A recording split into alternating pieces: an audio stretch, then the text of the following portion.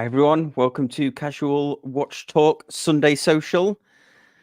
Well, today is going to be interesting when we're talking about best watches so far in 2024. This will be another one where we need a lot of audience participation to get us going, so keep your picks coming. But let's do a wristwatch check first. Thomas, you're in the hot seat. What are you? Well, my Isotope Scottish watches Hydrium Albert arrived. Ooh. I'm delighted with it. It's really nice. It's the Scottish watches collaboration with Isotope, and I bought it at British Watchmakers Day, but it arrived midweek. So I'm really enjoying this one. It's a lovely watch with an enamel dial. So you don't get many divers with enamel dials, but yeah, one I'm really enjoying. Yeah, awesome. And I used a little picture of it in my latest upload where I interviewed Will at Christopher Ward about the exhibition. So check that out. Pete, what have you got to plug? I mean, what watch have you got? So yeah, I'm plugging a 15-year-old watch. I think Oh yeah, Jaeger-LeCoultre Master cool. Compressor Lovely diver. So look at this. This is just. Now, if Tudor wants to do a slab side, this is where they can take their lessons from. That's a chunky Look at boy. the size of that. Yeah. My So old boss. all grade 5 titanium. Super. It's lighter than a watch that size should be, but it's still heavy because it's a very big watch. So it's probably the best use of titanium. Yeah. My old boss had the chronograph version of that, which was really cool. Mark, you're up next. What are you wearing? Well, since we're in the mood for big watches, I offer you the Christopher Ward C60 Trident Mark II 600 meter with the SH21.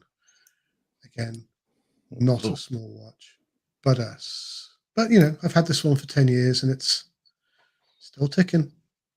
Yeah, 10 years, 5 logos ago. Right. Let me see. This is version 2 of the logo.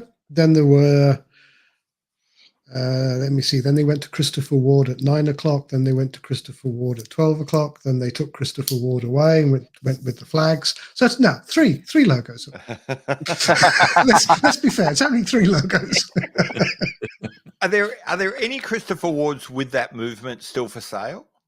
Couldn't see any in the catalogue. Well, if you are prepared to wait a while, there will be a Christopher Ward with the SH21 as a series movement coming out at the end of April.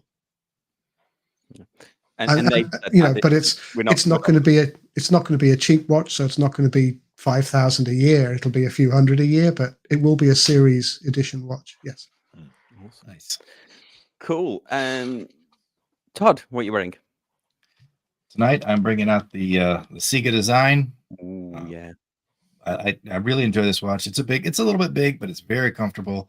And it's an aftermarket strap that I picked up off of Amazon because I was just really wanting something in turquoise to go with this, and it's close. Or if Dave were here, turquoise, but I haven't found one yet that's gonna do it for me. But I you know, this is close enough. Awesome. Well, yeah, I am still wearing my I'll go solo. I'm still wearing my Bremont, which I'm enjoying quite a bit. There's a lot of things that we need to talk about in the review of this one for sure, but I am enjoying it, and I've got it on one of those Octopod straps. Oh, great! Yeah. Well, if you'd been at British Watchmakers Day, you could have spoken to Davide Serrato and complained to the man himself. Because they're not part of the alliance, are they? I believe they are now. Okay. Because I know that was the big fish that Mike wanted for a while, was to get them into the alliance. Yeah, there was an article just recently about the fact that everyone's assuming they've joined, but there's been no announcement. There's been no statement. So everyone's sort of waiting and see what's going to happen. Yeah, interesting. Cool. Well, let's start going through these best watches so far of 2024 in our opinion. But before that, let's just say hello to a couple of the audience. We've got Bill. Bill, thank you for joining. Kevin, thanks for joining us. David. Yeah, good evening, gentlemen. Big evening, everyone. And then we've got Gavin S. is from your neck of the woods, Pete. From my neck of the woods, yep. Yeah. And then Palm, thanks for doing the thumbnail. And then Wayne says, I'm wearing my Seiko Kinetic Tuner GMT. Oh, that must be an It's old a chunky Nice. boy too. Yep. Yeah, that's a chunky boy. And then, Brassic Time. And then that's Bill again.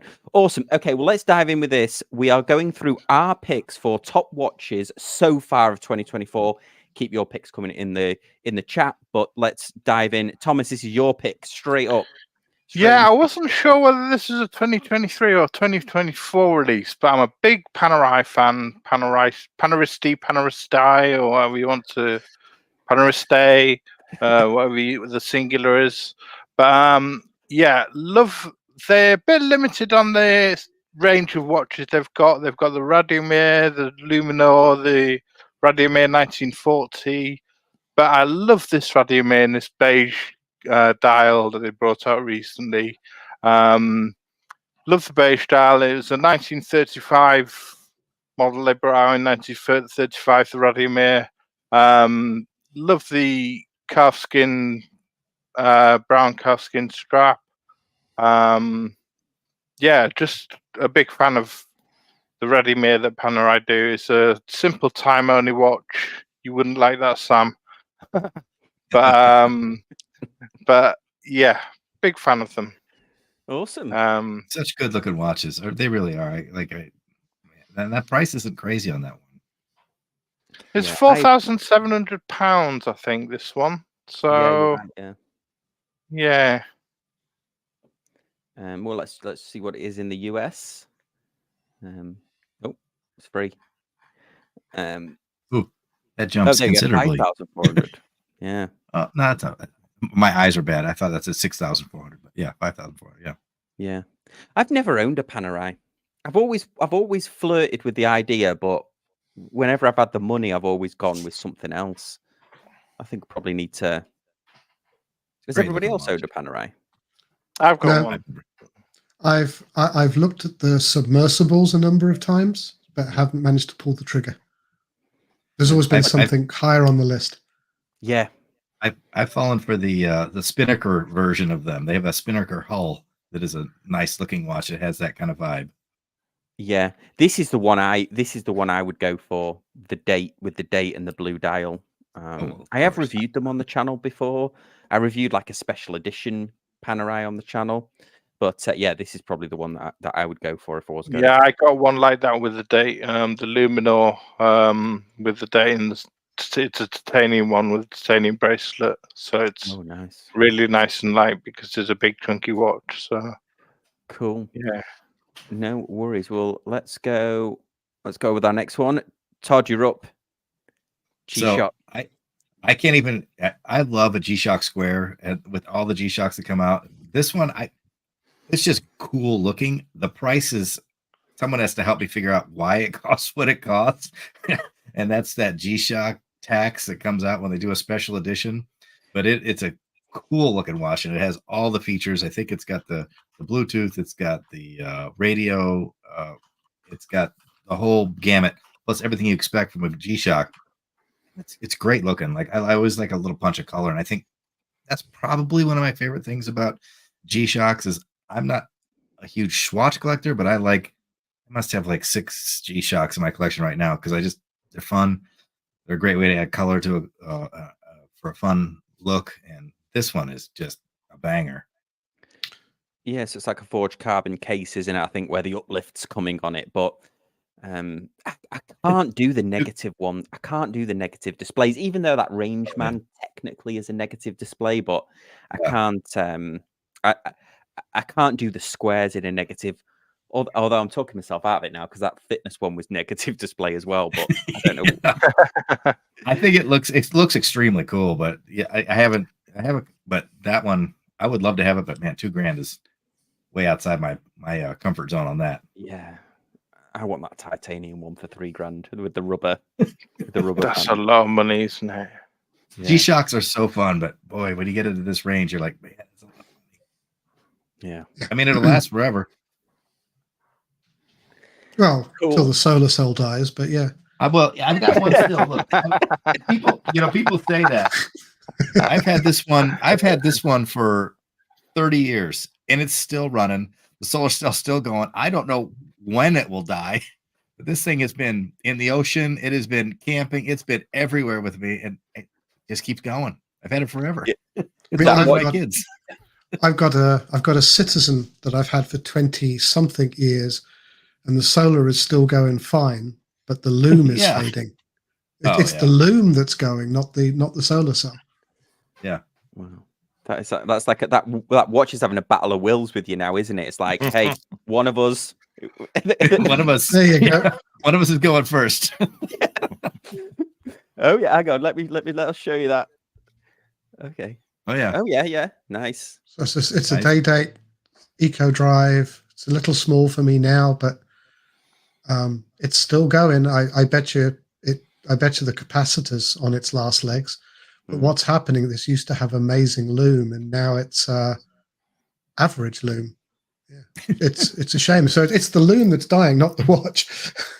Yeah, I know it's the kinetic ones, isn't it? You hear of that. The kinetics die if you don't wear them. They really. Yeah. I've got a kinetic in a drawer somewhere that I took off for 6 months, and it's never ran since. I've got one too. You know, once everybody knows, once all your friend network knows you're a watch collector, hey, I've got this, and it's like I've got this dead kinetic. Yeah, thanks. I don't want it either. Yeah.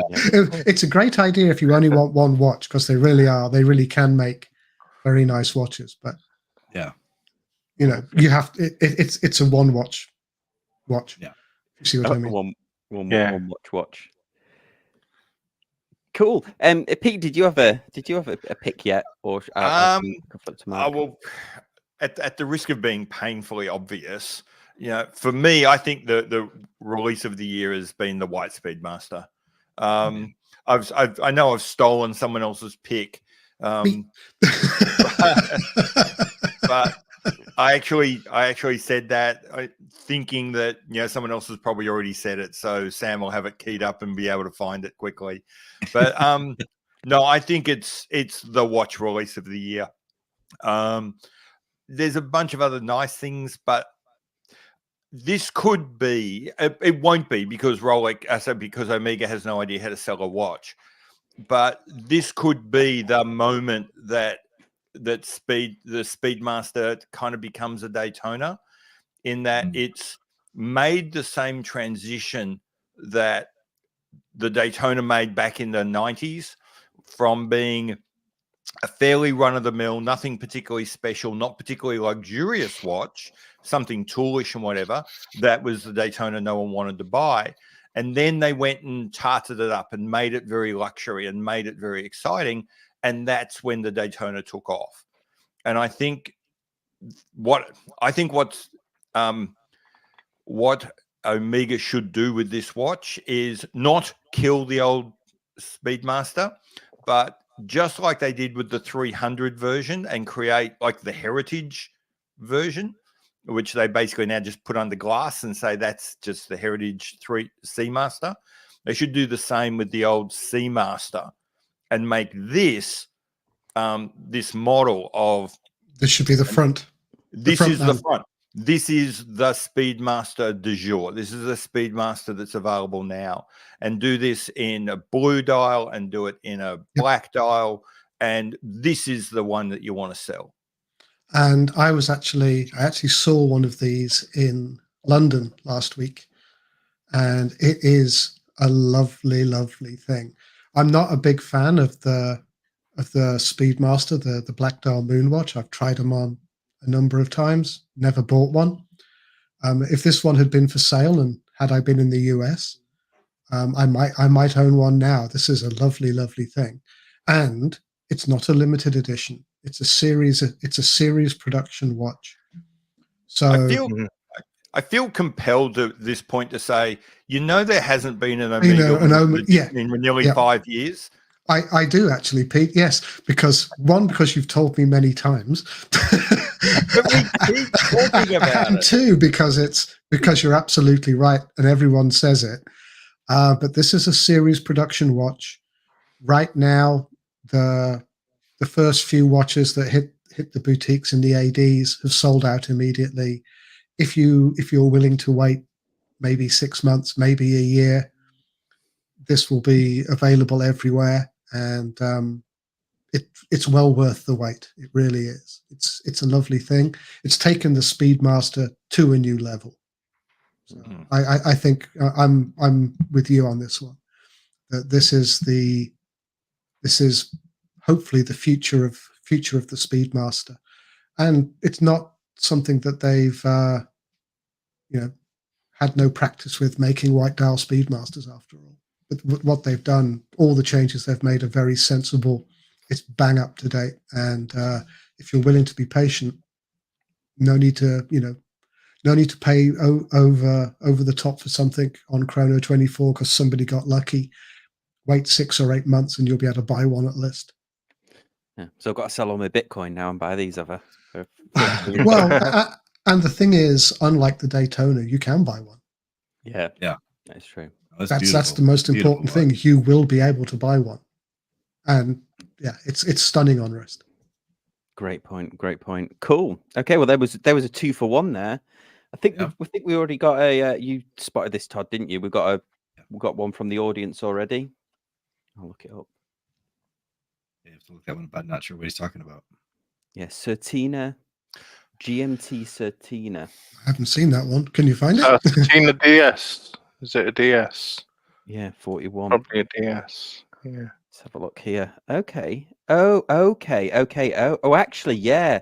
I wonder if this is the one that looks like my It does look like Bremont. your Yeah, that's the one. Looks like your Bremont. Yeah. It's a nice watch. Yeah. It is nice looking. That's a very cool looking watch. Good pick, Dennis. Other way is really nice.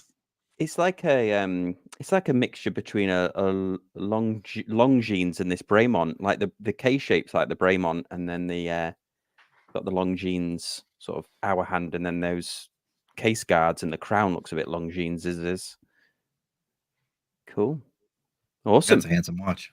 Yeah. Yeah. Good pick. So one thing, yeah, cool. Yeah, great pick. Thank you for that. Keep them coming. Although we did have another comment from Wayne that said, a watch YouTuber described owning a kinetic watch like being like owning a dog. I wholeheartedly agree. I presume you have to keep it fed and watered and walk it regularly. Yeah, and the thing is, if it was a cat and you let it sleep all day, it would be dead the following day. Kinetics just don't last. It's a cross between a dog and a goldfish, isn't it? Okay. So my pick here is I had to plug my. I haven't got it, it's upstairs, but I had to plug my Fears Redcliff, which I still need to do the review of, but I'll show it on the website. So this is the one that I bought that Nicholas kindly sold to me. Showed me a prototype and I was hooked. But yeah, the thing that I like about it is it's using that Le Jeu Perrier movement, and it's automatic, but it's really thin. I think it's only like an 11 mil or something. It's really, really thin on the wrist, really wearable. I wish it. I keep trying to get my wife to wear it, but it's just just a little bit too big for her. Yes, 9.98 millimeters, so 10 mil thickness. Wow, amazing, really. Cool. And the green that's only available from their new boutique in Bristol is a stunner too. Yeah, They make beautiful watches, that's for sure. Yeah. I've told him not to. Nicholas offered to show me the green, so I could review it, and I've told him not to. Please don't send it, because I don't want to have to too, and I don't want to be like questioning, like, should I go?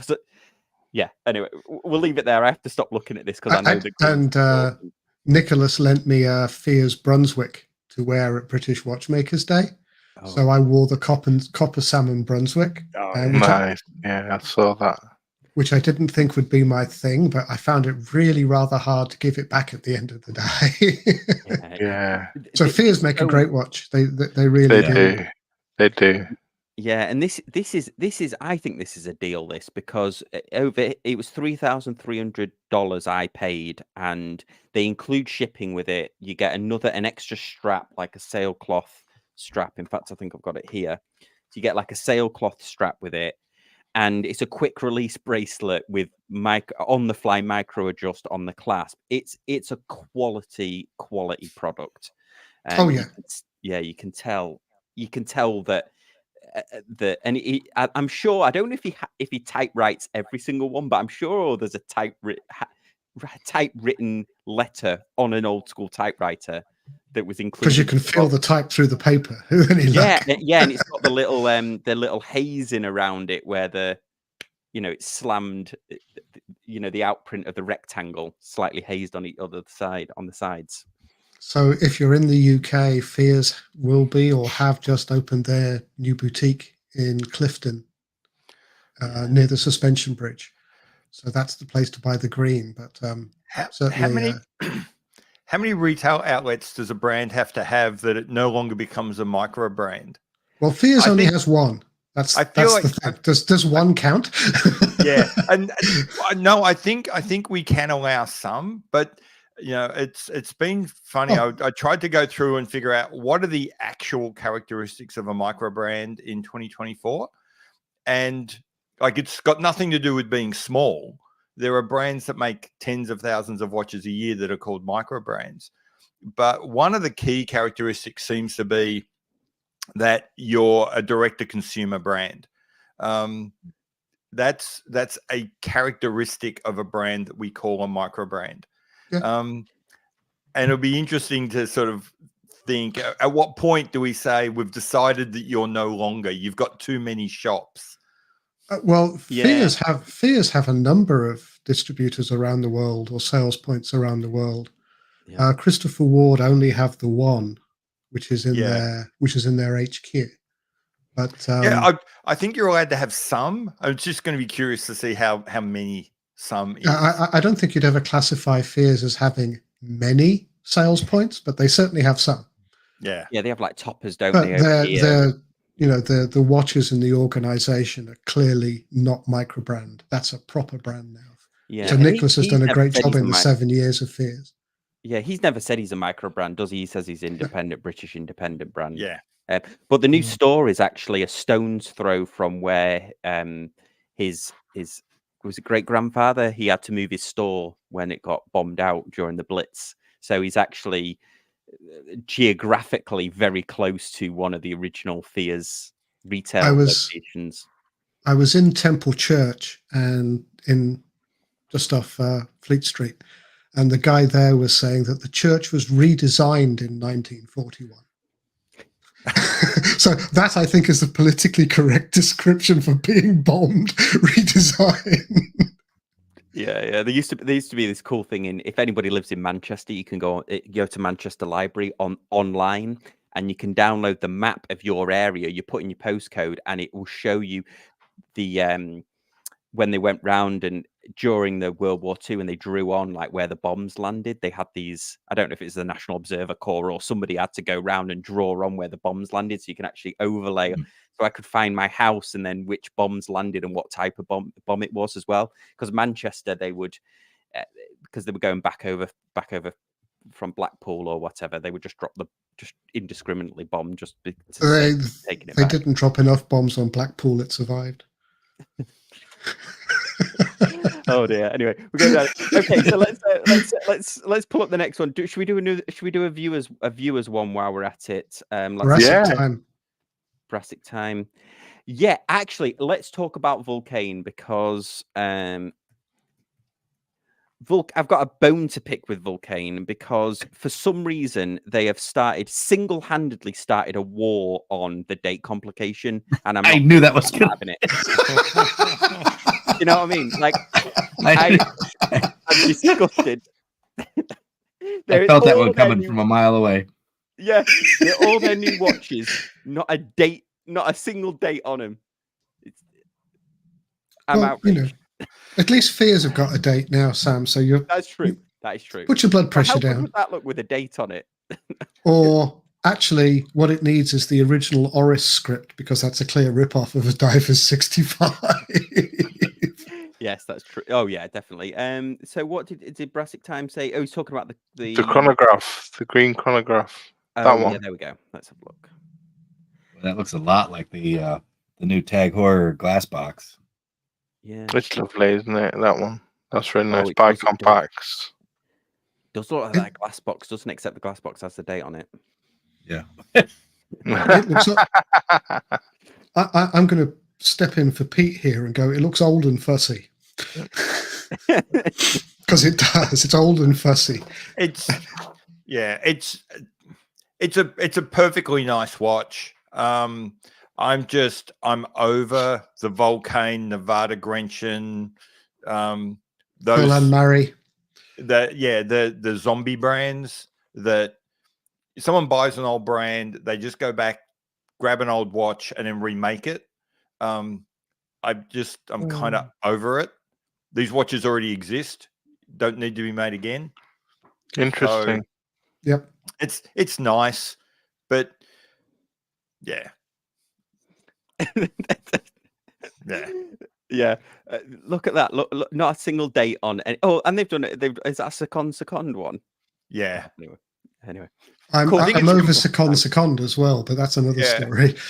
I think it's compulsory. You're not regarded as a Swiss watch export unless you've got a second version.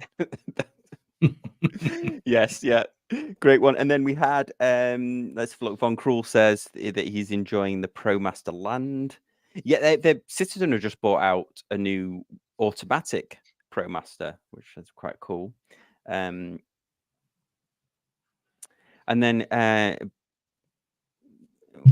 Bob is asking, what do you think of the Moonwatch Snoopy coming out soon, probably March the 26th for the Moonwatch second birthday? Swatch has been given some indications on their Instagram.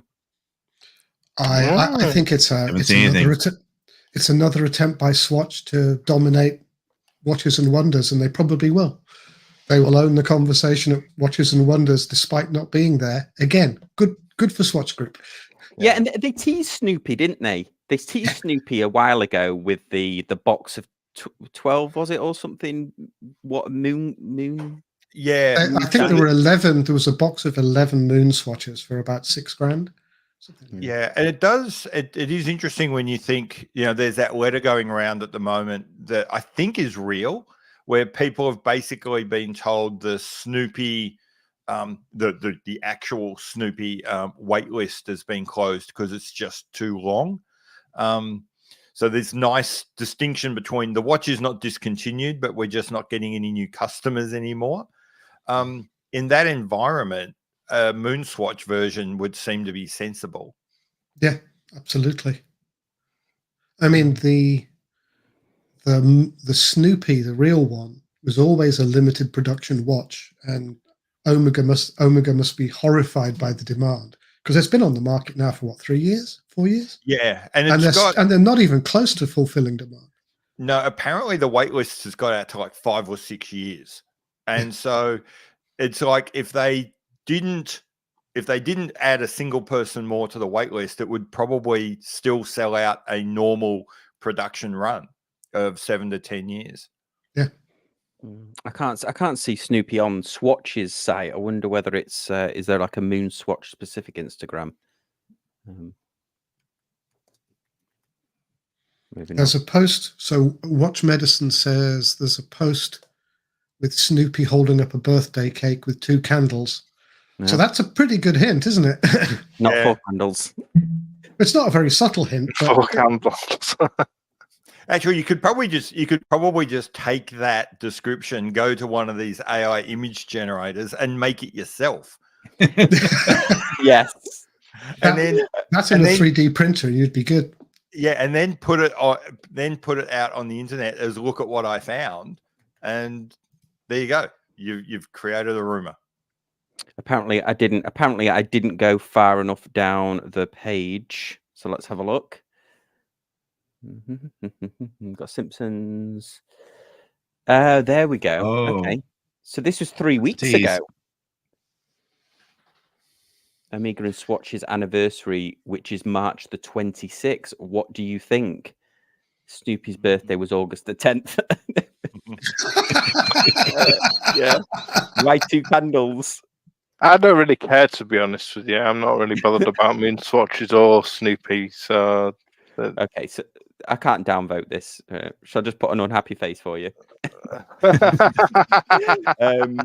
Cool. Okay. Well, let's jump back to the regular programming. Thomas, we are back round to you, and this is a Sinn. Oh, Sinn 103 Classic 12H. I mean, the Classic 12 came out in 2021, sold out immediately. I saw a Watch Pro Salon, and they've just this year come out with this Classic 12 in association with Armbanduhren watch magazine, a German watch magazine. 300 pieces. It's limited to. You can display a second time zone on the ceramic inlay on the bezel. It's gorgeous. I love it. I mean, I thought Pete might want to have a comment on this one, seeing as he's a chronograph man. Don't know what you think about this one, Pete. Yeah, I like Sinns. I like they do this kind of classic look. It's a very pretty watch. It's going to be really well made and quite well priced. I'd be curious to know how thick it is. They do tend to get a bit chunky. Does it have a Solita SW whatever in it, or a Valjoux? It probably does. I'd be thinking it's a Valjoux something. In that case, it's not going to be thin, is it? No, it's going to be chunky. Yeah. 17. Oh boy. Yeah, that's huge. It's good looking from the front. Yeah, it's great looking. I think. Yeah, I mean it's 3,590 euros, so that's what they're selling it for. Yeah, yeah, and Sinn does the best homage of the entire watch industry by having a website that homages one from 1992. Yeah. The other thing is, I think it commits a very serious crime. Oh, okay. I think they're screw down pushers, which which is an immediate deal breaker for me on a chronograph. Yeah, it's a big no for you, isn't it, Pete? Why, I'm sure we've covered this before, but why, Pete? Is it just because you need quick access to them? Yeah. Oh, okay. By the time you unscrew the pushers, screw down pushers, the event's over, isn't it? Yeah. Oh, yeah, you're there. Yeah, it's just a degree of fussiness that's utterly unrequired. Like the date. Ooh. That's fighting talk in here. Shots fired. Oh dear. Okay, let's go with Todd. You're up next, and you've got the Oh, I actually saw these. These do look good, don't they? The Presage. And I know Mark is not a fan, but this is like a dress watch. Like, I just think this is a handsome watch. I'm not a big fan of the open heart one, but that one with just the date and the dial on that is beautiful.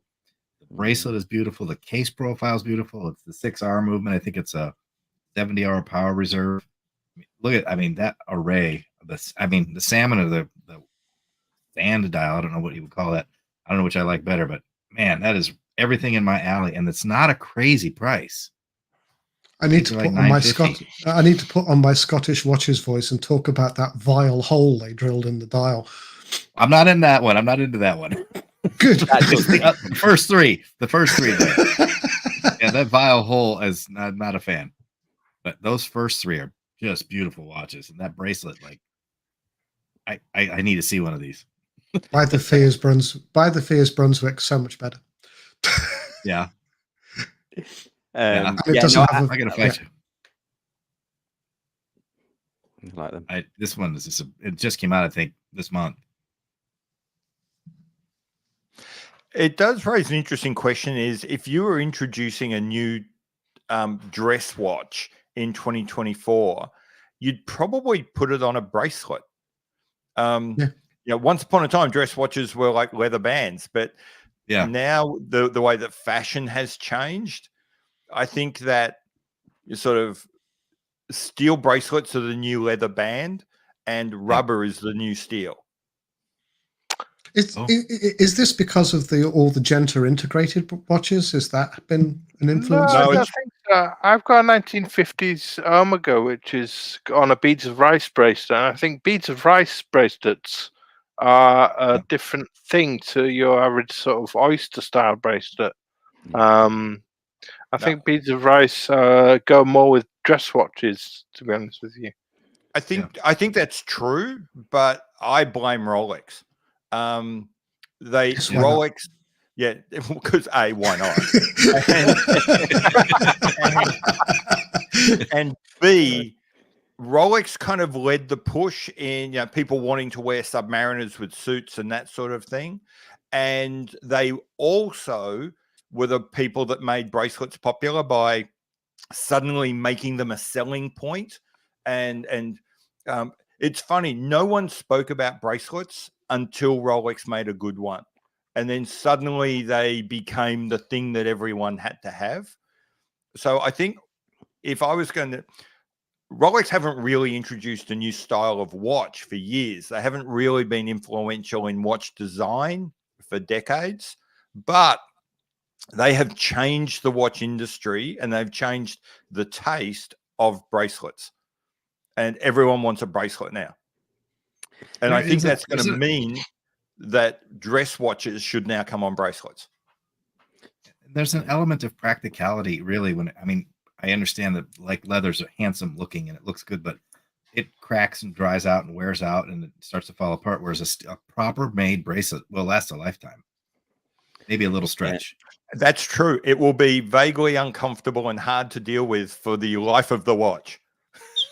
There's a fascinating YouTube video where this guy is reconditioning a Rolex bracelet from an old Rolex bracelet, and he shows you how they laser weld the extra metal onto the bracelet. It's fascinating. It's like an hour long or something, but it's fascinating. Imagine laser welding a beads of rice bracelet that's stretched. It's just, that's going to cost you a fortune and take a very long time. Or Jubilee bracelet, yeah. This was a Jubilee. This was a Jubilee that he was doing, but it showed like why they stretch. When he takes it all apart, you can see why they actually stretch. It's quite interesting. Okay, next one up, Mark. Before anybody else pinches it, you've got the Planet Ocean. Well, I was actually going for the chronograph, which I've tried on, but these are the new Planet Ocean, and since we're in chunky boy mode, that Planet Ocean is 45.5 millimeters across and 17 millimeters tall. Oh, 17. And it's epic. You puny watch weenies, get with the program. This is the watch you want. Let there be no dress watches. This I think they're calling it Dune or Sand, and this and the chronograph of the same color are just my cup of tea. An expensive cup of tea, I'll grant you, but they are perfect. Just the thing to scare anybody who's going 36 millimeters and 10 millimeters. No, this is what you want. And it's comfortable on the wrist, and the strap is great. And I saw this on Wednesday. Well, I saw the chronograph on Wednesday. And of the new Planet Oceans, the Dune color is definitely the one to go for. The others, ho-hum, but the three-hander and the chronograph are definitely out there. It's great looking. It is. I love that colorway. Yeah, it's a shame the date's still at 3:00. They need to move the date to 6, but other than that. Oh, no, I'd say 4:30 in a round aperture. Yeah, and I will put a Cyclops on it just to ruin it thoroughly. This is one of those colorways that it looks quite fashionable now, but in a couple of years, people are like, "Why did you buy that? That looks awful." Well, and in another 10 years, yeah, but Sam, like, "Oh look my at God, me. have you seen that?" I am not exactly a follower of fashion. Take your fashion sense and stick it. Yeah, it's like the root beer, the Rolex root beer, isn't it? That seems to go in and out of fashion, where people think it's like absolutely fantastic, and now apparently they can't like give them away. So yeah, I would say though that dial and bezel is so nice and neutral. I feel like there's an array of straps that you could put on that would look good. Yeah, I think you could get away with a lot of straps and that would look good. but it looks good. It looks good on the supply too. So. Oh yeah. Awesome. Pete, did you have one before I go to my one? No, I don't have another one. Okay, let me then. Okay, these next ones are ones that I've reviewed, so I've actually had hands on, and I had to put the little Casio Tron in there because it was it was such a cheeky one. So I was very kindly sent one in by Casio, so I'll put paid promotion on here. But I don't know, it just makes me happy. It's not. I don't think it's very practical, just because it's so Impractical. No, I mean, and for me, I'd say for me, because it's like an anniversary thing, and it's like the 1974 re-edition of it. It's so shiny that I'm like, oh, should I wear it, or do I keep this as like an artifact of time? Like it's I would wear it, but I don't. You know, do I want to scratch it yet? I guess is the conundrum that I'm in, or do I want to keep it looking as perfect as it does now? Because the links are super shiny. It looks as if the surround around the display should be a solar cell. Just Yes, get it's that. a solar Just cell. get that. It is okay. Yeah, So it is a so solar it does cell. make sense. I think it is, isn't it? Yeah, it is a solar cell, and it's also got Bluetooth on it as well, which I think is quite cool, because the Bluetooth only sets it has a couple of features, but it doesn't have like any advanced stuff. It sets the time, and you can set the world time on it, is basically its thing. But it's super. I have got it here, but It's like quintessential. super. I'm surprised it's circa 74, because it's quintessential 80s. Yeah, it is. And it's funny because I in the review, if you've not seen it, please watch. I compared it to my grandfather's one, and I thought my grandfather's one was early 70s, but I found out it was 73, and it showed how they really like reduced the size right down as the technology got better. Even over the 3 years, they massively reduced it down. Yeah, I remember seeing when I was in high school, so it's a very long time ago, a Citizen Christron with their first solar, and it had 4 huge solar panels in the middle of the dial, and barely ran even with that. It looked great, but you can see just how far solar technology. I don't know that it's necessarily the cells; it's the efficiency of everything that goes behind them that's made these very small cells.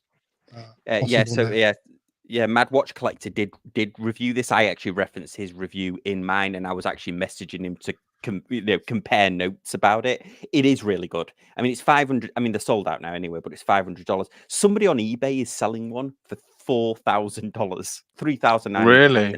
Yeah, it's ridiculous. No, he's listed it for that. He's not selling it for that. Yeah. Is anybody buying it? Probably not.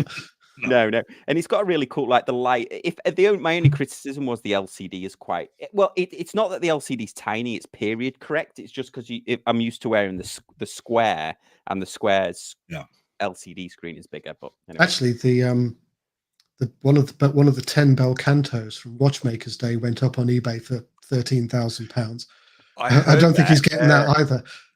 No. Yeah, that's really naughty, isn't it?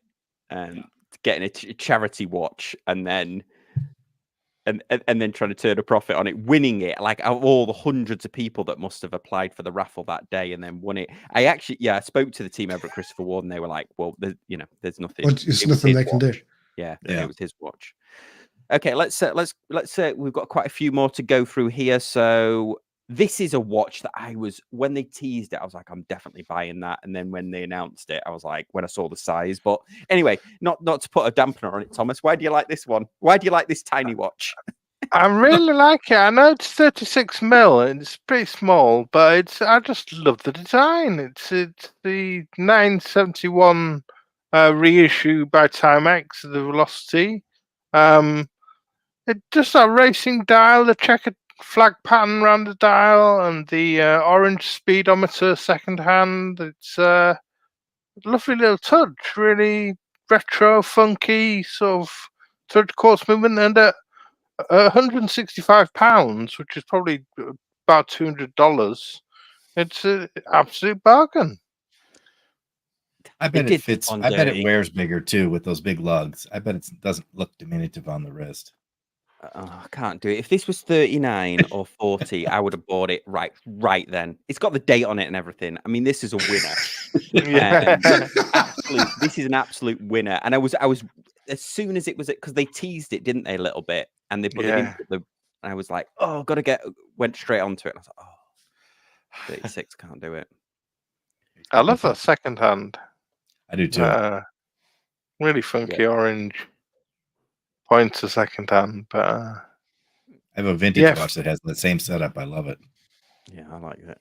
And that wasn't far off the world timer that I had with the world timing bezel. Had those. Yeah. Did they have similar hands? They had similar hands, but maybe it was in red. Okay, let's go to the next one. The next one is Todd. Your one is the. Oh yes, here we go. This one turned on me. I didn't like these when they first came out, and now I'm really starting to like this watch. This colorway is nice, and I love that there's that green 24-hour inner ring there. It just this one's really grown on me. That's a great looking watch. I know it's small for you, Sam, but it does have the date, so maybe we can compromise. Yeah, it's 39 though, isn't it? I think it's good. I think it's it's not 36, is it? It's 38. 38. Okay. Yeah, but this one has really grown on me. This is a. I feel like this is like a Black Bay you can get for a quarter of the price. Yeah, and this is the if you like the Ben Claymore G-Shock color scheme, but don't want to buy the G-Shock, this is similar taupe and green. And that movement is so nice. The 330-2, I can't remember what 330, I think, but the Solita, it winds like you can't even tell anything's happening inside. It's such a smooth movement. So I'm a big fan of this one. Yeah, bracelet's nice too. Yeah, no, I totally agree. Yeah, has it got it on the picture of it on the bracelet? If you change the strap, go scroll up. Oh yeah, right there, is it? And you can put it on the. Oh, the beta bracelet. Yeah, that looks good. I mean, this is a great looking watch. Cool, absolutely. And then let's go. We've got Mark. You're another Christopher Ward. Oh, nice. Yeah. So this is the revised C1 Moonglow. The Moonglow been in the range, I think, since 2019. It has had numerous logos, but the final version ones of this did end up with the twin flag logo. So what they've done is they've got this into the light catcher case. They've made some revisions to the moon and the loom on the moon and the bezel. So it's if you like the Moonglow, this is mostly more of the same, but better. It's a very, very nice piece. Not quite to my taste, but it is a very nice piece. And if you're a fan of the Moonglow, I think this is a worthy successor. Yeah, and this one I would definitely like to own.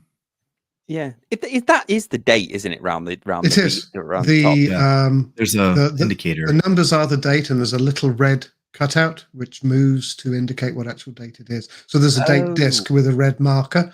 I'm not sure where. Oh, there you go. It's 12 there. Yeah. I couldn't work it out. And it looks like they've done a lot of work on the loom on the moon and the date disc as well. It's much improved from the original version. Yeah, the loom shot looks really cool. They haven't used that that material, have they? I've forgotten what it's called now. The starry material on it. Aventurine. Aventurine. Yeah. There's an echo. Aventurine, reen. No, this is it's not an Aventurine dial. I would probably buy one of these if it wasn't a sapphire disc and you could see the other moon. I like the mystery of only having the one moon go round. Yeah, that's why I didn't buy the first one. Yeah, because sometimes when they smoke out the sapphire, sometimes can have like a bit of a mirror like effect in certain lightings. Yeah. So I wonder if the smoky sapphire sometimes acts like a mirror. But I'd love to see one of these in person. Oh, wait till October in New York and your wish will come true. Cool. Okay. Well, then we're going to go back round here. But Pete, any comments? Any thoughts? I think out of the league that we would normally look at, but I think that the code 1159, the Audemars Piguet Code 1159 releases from probably about 2 or 3 weeks ago probably show that AP has finally figured out exactly what it wants to do with that watch.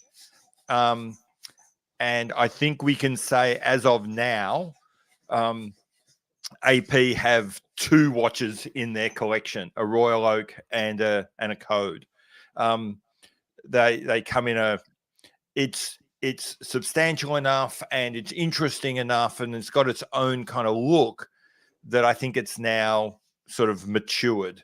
So it's not one of the most exciting releases of the year, but for me, the idea that AP is actually more than just the Royal Oak is a fairly significant thing. And I actually like that Code 1159 chronograph. Yeah, I like the chronograph out of all of the Code 1159s more than the time only ones, and I especially like the star wheel that they've done. Yeah, particularly in the gold that Sam was showing there. Yeah. I wonder if, and I think the Code really comes into its own when it's in its very complicated forms, like the skeletonized forms and the ones with lots of complications. So I wonder if they designed the basic watch kind of to be a showcase for complications. So it doesn't really work as a basic 3-hander. Just the geometry and how open they made the dial. It's kind of like been designed as a showcase for what we've got on the screen now. Yeah. The Ortis, Cosmonautis was like that, wasn't there? They did a 3-hander, but it was obvious that the case was the correct proportions for a chronograph, and it always looked weird. Awesome, cool. Okay, we're going back round to. Tom. Thomas, you better do this one because this one's been all the rage recently, hasn't it? This tag Heuer. Yeah, I thought it'd be interesting, since it's Year of the Dragon, to include a Year of the Dragon watch in this Tag glass box. The tag's Year of the Dragon release. I mean, it's got a little dragon symbol at above the date at 6 o'clock and on the sub-second dial, and it's a nice panda sort of dial in a burgundy color. It's got a nice, interesting dragon motif on the rotor on the back, which is interesting. It's a quite, even if you're not looking for a Year of the Dragon watch, I think it's a really nice color. I think it's really nice. Was that a 38 or did they use the slightly bigger case for that one? It's a bigger one. 42. Yeah. I was at a tag event a couple of months ago, and they had the 38 model glass box, which I really liked the look of, and I was trying it on, and one of the staff, who's normally there to blow you up and tell you how good it looks and how that watch suits you, she said, "Oh my God, I didn't know they made a 36. That looks so tiny on you."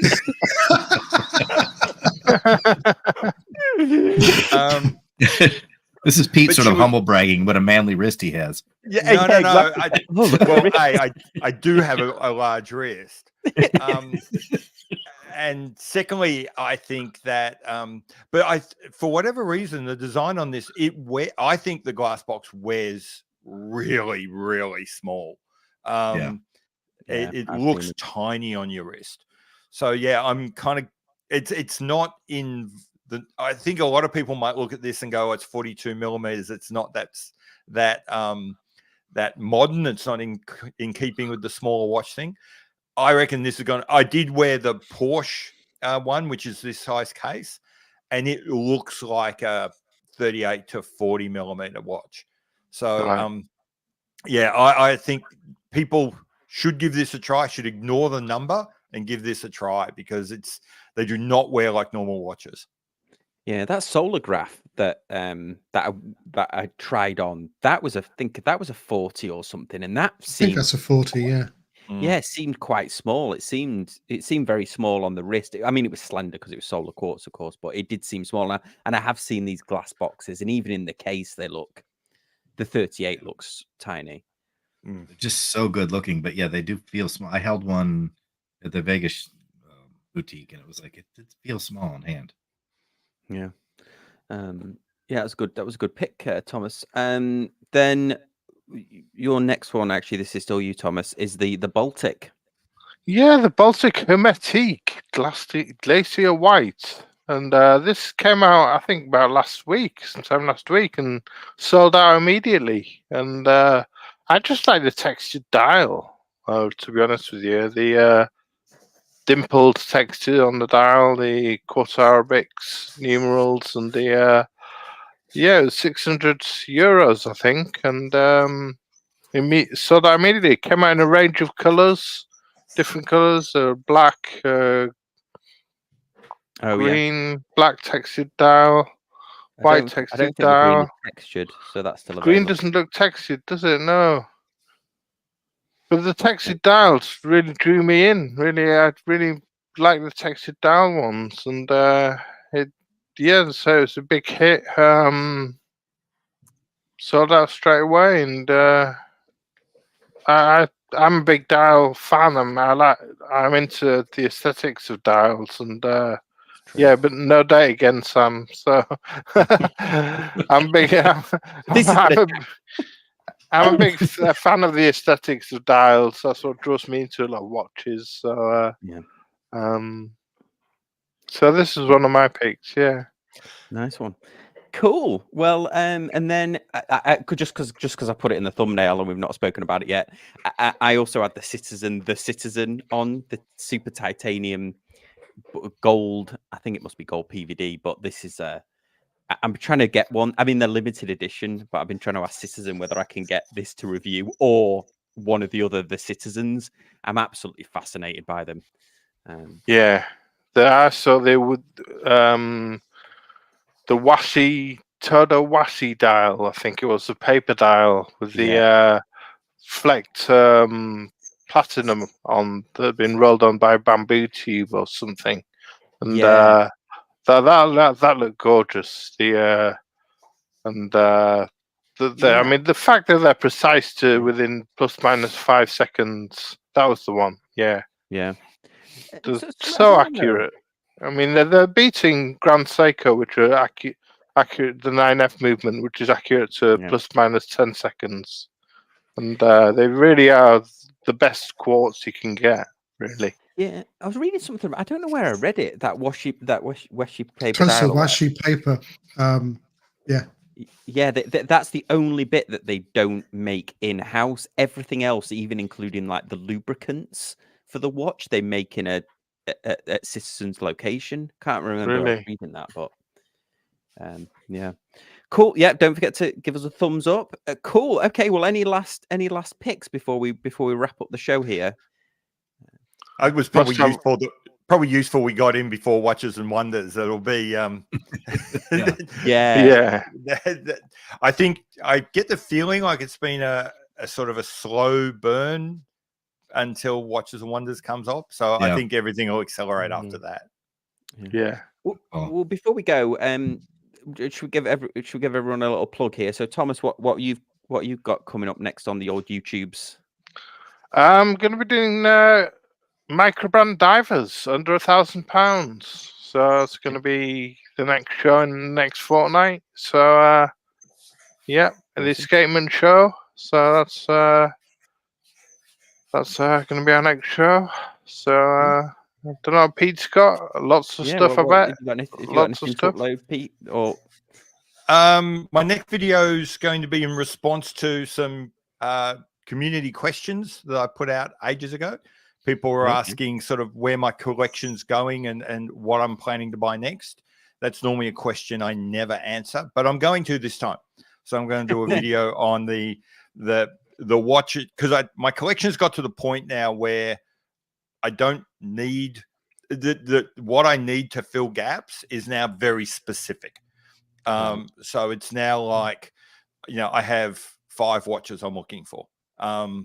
And then that'll get down to 4 watches I'm looking for. So it's now very, as I said, I feel comfortable now talking about the watches I'm planning to buy. Oh, awesome. Because it's not 27 watches. That's more than one video, Pete. So if it's only 5, you Yeah. can fit that into one video. I know. Absolutely. Brilliant. Mark, have you got any stuff you're working on for the? You took a bunch of stuff at the British Watch and Clockmaker. Yeah, on Instagram or in. I'm trying to figure out how to make a sensible photo essay from the images I've got out of British Watchmakers Day. Great. Awesome, cool. And Todd, have you got anything to plug? Look, I'm just the behind the scenes guy over here at Casual Watch Reviews. Whatever. When Sam's got something, I'm working on it. That's it. Yes, yeah. Thank you for all your help behind the scenes reviewing the. No worries. If there's any mistakes in any of my uploads, yeah, I've outsourced. Oh, that's my job. I do it in the comments. Yeah. No. Todd does the if there's any editing mistakes or audio mistakes, but yeah, Mark, you do the philosophical issues that you have with me personally. Not with you, but certainly with your certainly with the reviews. Anyway, cool. Okay, well, awesome. Well, guys, thank you so much for watching. A huge thank you to the panel. Very, very much appreciated for joining, and we'll see you next time on Casual Watch Talk. Thanks, guys. Bye. Okay, everyone.